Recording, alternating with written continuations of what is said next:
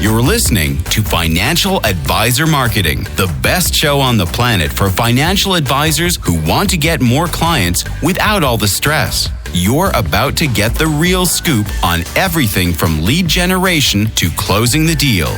James is the founder of theadvisorcoach.com, where you can find an entire suite of products designed to help financial advisors grow their businesses more rapidly than ever before. Now, here is your host, James Pollard. I recently got this message and it made me laugh because it means I'm doing my job the right way. It says, I used to listen to your podcast, but stopped because you rubbed me wrong. Not what you said, but the way you said it. I tried again and am now a fan. You haven't changed. I have. I appreciate you. And I love that. I really do. So thank you so much. I appreciate it. Stuff like that means a lot to me. And it means I'm doing my job correctly because I'm a big believer in repulsion marketing. There's a fine art to repelling people who don't have the right mindsets and belief systems to get serious and do real work. Sometimes people just don't want to do that. We're going to talk about that concept a little bit in this podcast episode. There's an old saying that when the student is ready, the teacher will appear. And the truth is that not everyone is ready for my help. Sometimes they have to adjust and adapt in order to be ready. Sometimes they have to leave and then come back. That's okay. I want people to come in when it's the right fit at the right time for them. And I also want to explain that since the very early days of this podcast, I have stressed again and again that this is a form of entertainment, not necessarily education. I am here to entertain you on this podcast. Teaching is my business. If you want me to teach you, then you're going to have to pay me because the game is sold, not told. If you learn something along the way, that's awesome. I'm happy for you. I'm thankful that you did. But just know, rightly or wrongly, that has never been my intention. My intention is to entertain. And I always have to laugh when people say I rubbed them the wrong way or I came across like a jerk or something because, again, I view this as an entertainment medium. I wonder if people would go up to Jack Nicholson and say, you know, I would have liked you, but you rubbed me the wrong way in The Shining. I mean, no, they wouldn't do that. Of course not, because The Shining was entertainment. They understand that Jack Nicholson, the human being, is different from Jack Torrance, I believe, was the character in The Shining, and whoever his character was in the movie. If they believed that it was the same person, they would need to get their head checked. Now, did Jack Nicholson amplify parts of his personality and dig deep into his knowledge base to play that character? Yes, it was still really Jack Nicholson playing that character, but there's also a clear line between what he was doing for entertainment and what he was doing in everyday life. That's how I view this podcast. I guess a better example would be Curb Your Enthusiasm. Larry David plays himself on Curb Your Enthusiasm, but he is not like that in real life. Now, I've always thought it was really strange that people will make a judgment about me as a person based on what they hear on, again, what I've said multiple times is a source of entertainment. It is an entertainment medium. Yet that doesn't stop people from assuming stuff when they have never met me, have never shaken my hand, have never been on a Zoom call with me, have never done business with me whatsoever. There are people crafting these entire narratives about who I am and what I'm about, despite literally never interacting with me in real life. Isn't that crazy? I think that's a little bit crazy if you ask me. And since we're on the topic of entertainment, I'm going to ratchet up my personality a little bit today and rant about 15 things I cannot fix, because the bottom line is I run the most successful financial advisor marketing community on the planet, bar none. It's the Inner Circle. We all know this. The success stories coming from that community are unreal. If you're not an Inner Circle member, I really don't know what to tell you, especially if you've been listening to this podcast for any length of time and you've heard the mid-roll, you've heard me talk about the Inner Circle, and you have made a conscious decision to keep yourself locked out. It's just goofy. It is just awesome. And if you're not in it, then there's really nothing I could do to explain to you that it's really beneficial for financial advisors. I am viewed as something of a fixer, meaning financial advisors will lean on me to help them when they aren't achieving their goals as quickly as they'd like, or when their business needs a little pick-me-up. And I can fix a lot of things, but I cannot fix these 15 things. And they are, number one, victim mentality. I cannot help people who believe everything happens to them instead of for them. At this point, I've seen advisors from all walks of life experience the exact same things and have different responses. death, childbirth, marriage, getting a flat tire, having a sick dog. I have seen it all. The victims will always be victims until they snap themselves out of their self-inflicted doom patterns. If you have the victim mentality, I cannot help you. Number 2, failure to take responsibility. I also cannot help people who refuse to accept that their actions led them to this exact point in their lives, for better or worse. You are where you are right now because of the decisions that you made in your life up to this point. A popular money show surveyed its audience. It got 25,000 responses from different people and found that the average net worth of the respondents in their 30s was $650,000. The average net worth of someone in their 40s was $1.3 million. And I saw so many comments in response to that survey like, you're not behind and everyone runs their own race. My friend, if you are behind, then accept it. Yes, there is such a thing as being behind. It is real. There is an objective reality that you're refusing to face if you are not taking responsibility.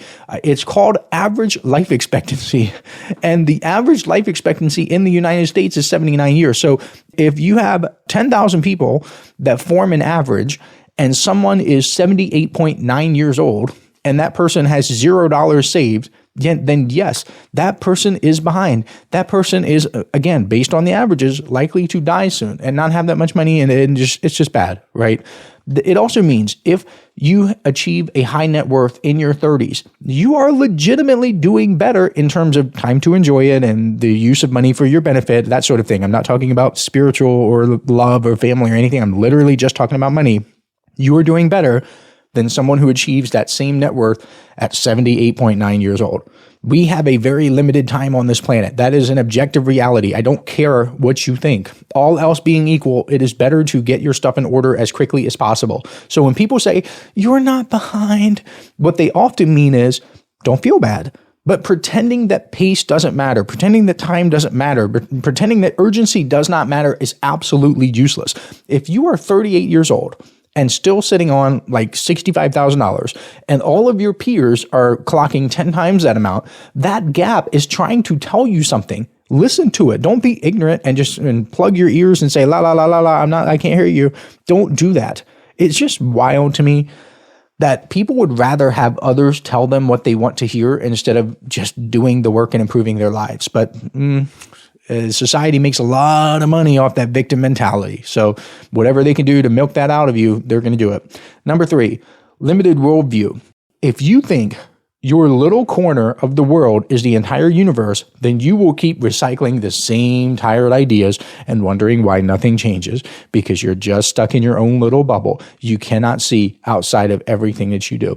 And speaking of that, number 4 is small thinking. Lots and lots and lots of financial advisors want a champagne business with a beer ambition. It cannot happen. It won't happen. In the marketing world, this shows up as the financial advisors who reach out to like 3 or 4 people per day and think that's somehow going to set them apart from everyone else. I have said this so much on the show, but lots of advisors fail simply because they don't do enough. They are thinking way too small about what it takes to succeed, especially now in the year of our Lord 2025. You got to get your stuff together. Almost 2026. Can you believe it? That's just time flies when you're having fun. So it feels like a blink of an eye to me. Number 5, fear-based decision-making. I cannot help you with this either. If every single move you make has to be 100% safe, you will never be highly profitable. A capitalistic society rewards risk-taking behavior. Now, of course, disclaimer here, there are ways to take quote-unquote risky bets while minimizing risk, but that's a topic for another day. And actually, that's a topic for my Inner Circle members because that's something I talk about all the time is how to take seemingly super risky things and make them not very risky. Warren Buffett says that risk comes from what you don't know, and that's kind of my philosophy as well.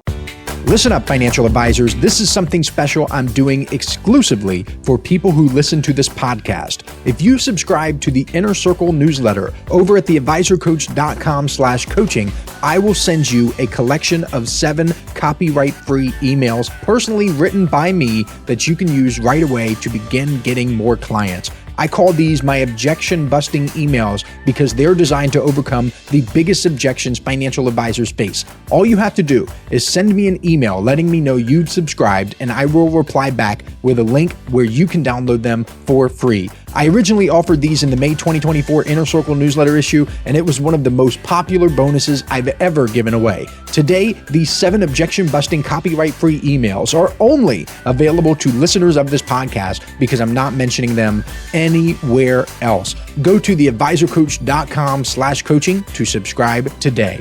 Now, back to the show. I'm laughing a lot recently because of all these things.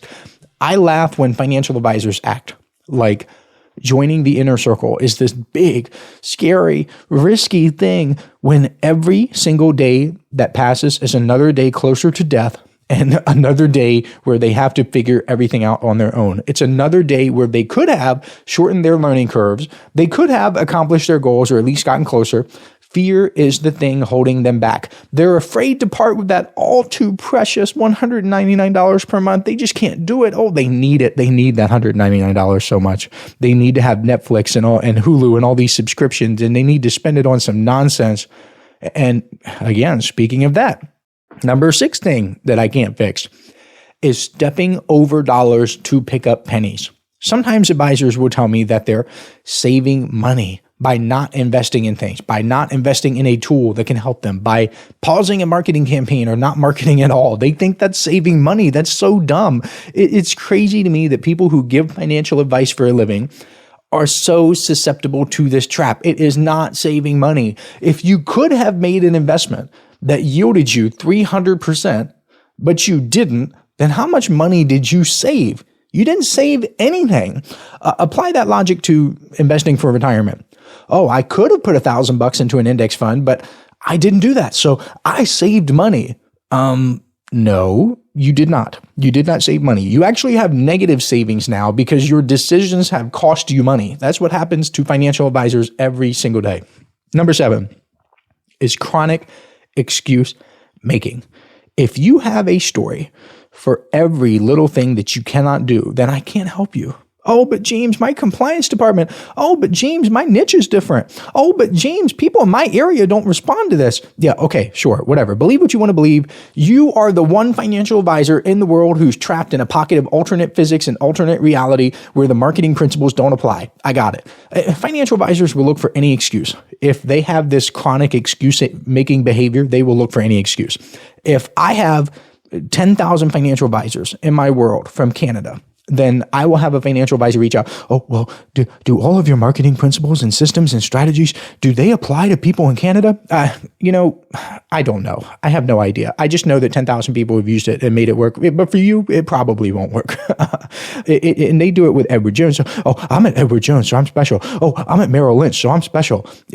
Get over yourself. Number 8, motivation hunting.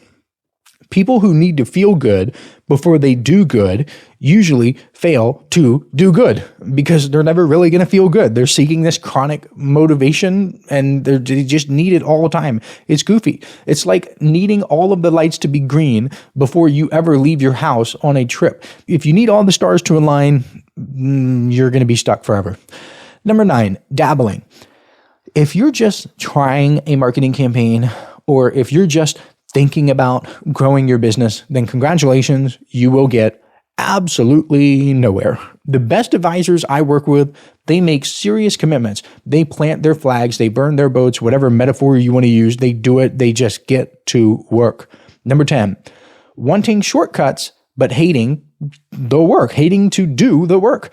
Doing the work is what sets the winners apart from everyone else anyway. Lots of people would accept shortcuts. That's not new. That's not a special thing. If you accept a shortcut, that does not make you part of the 1%. What makes you part of the 1% is doing the work that the 99% will not do. The trippiest part is that doing the gosh darn work is the greatest shortcut there is. It's right there. It's in front of you. It's right in front of your face. You see it. You know if you do the work, then you can get the result. Someone is where you want to be right now because he or she actually did the work instead of wasting time. Do you want a shortcut? Here it is. Put your butt in a chair at your desk and do the things that you know you need to do. Do not raise your gluteus maximus and gluteus minimus from that chair until the work is done. There, that is your shortcut. Number 11 is being allergic to feedback. Sometimes advisors will tell me that they want to grow, but then get offended when I tell them that their messaging is confusing or the calls to action are limp or whatever marketing advice I give them. I am not a yes man.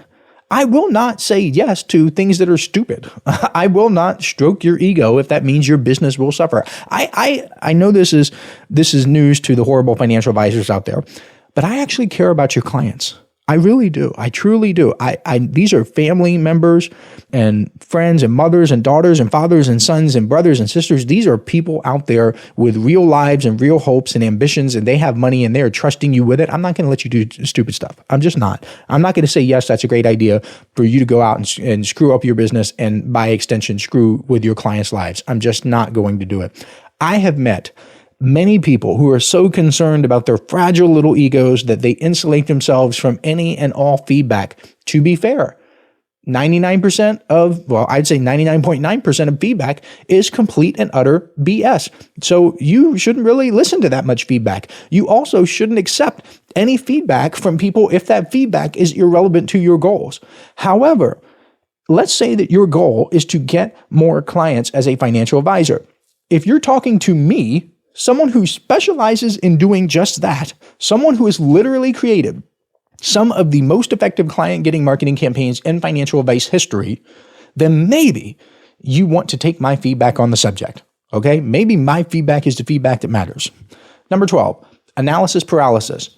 Some advisors have been researching their marketing plan longer than some marriages last. They've read every book, taken every course, they've built color-coded spreadsheets and that look so pretty, and they're mapping out all 47 possible ideal client avatars. They do all of this stuff, but somehow their client is emptier than a gym in February. It's a ghost town. Here's the uncomfortable truth. Analysis paralysis is just fear wearing a fancy disguise. You are afraid. You're not being strategic. You're scared. It's okay to be scared. I'm scared every single day. I'm terrified. Every single day, I'm terrified of something, right? Everybody is scared of something. Every single person. I don't care who tells you otherwise. So stop rearranging furniture. Stop mistaking motion for progress, which is actually the 13th thing I can't fix. We're going to talk about that. The success you seek is hidden behind your action, even if your action is imperfect, which it will be anyway. And I've already given away number 13, which is mistaking motion for progress, mistaking activity for progress, whatever you want to call it. Whatever it is a classic.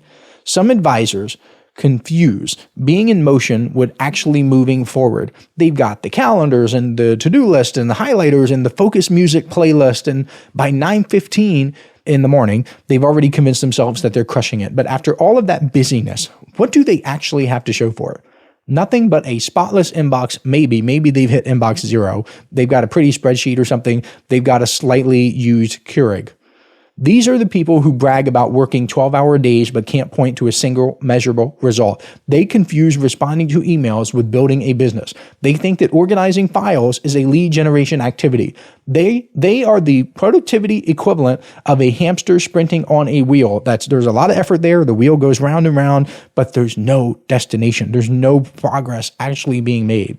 I have seen advisors spend hours prepping to make calls. They do things like rewrite their scripts and check their CRM. They get mentally ready. They psych themselves up. And then they don't really do anything. And then they think that they had a good day. A good day? You didn't talk to a single prospect. You just stretched before a game you never played. It's silly. Number 14, ignoring data. I'm not going to say much about this. It's just that you can't improve what you don't measure. So if you ignore data, then you're not going to improve. You're just flying blind.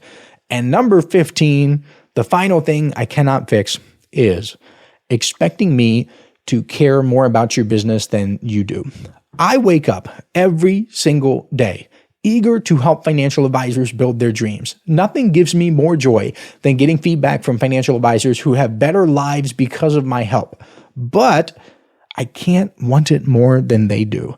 As much as I wish I could be in every advisor's office, moving their arms like a little puppeteer, moving their hands for them and doing the actual work. I can't do that. I'm just a guy. I'm just a guy in his office, and that's all I can do. Still, the Inner Circle newsletter is the next best thing. So let me be clear. If you're going to subscribe, be ready to do the work and implement. Also, subscribe with the mentality that you're going to stay subscribed for years, because you and I can build something special together. If you're not interested in building something special together over years, please don't bother.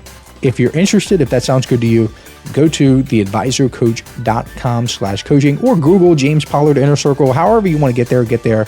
Either way, I will catch you next week. This is thepodcastfactory.com.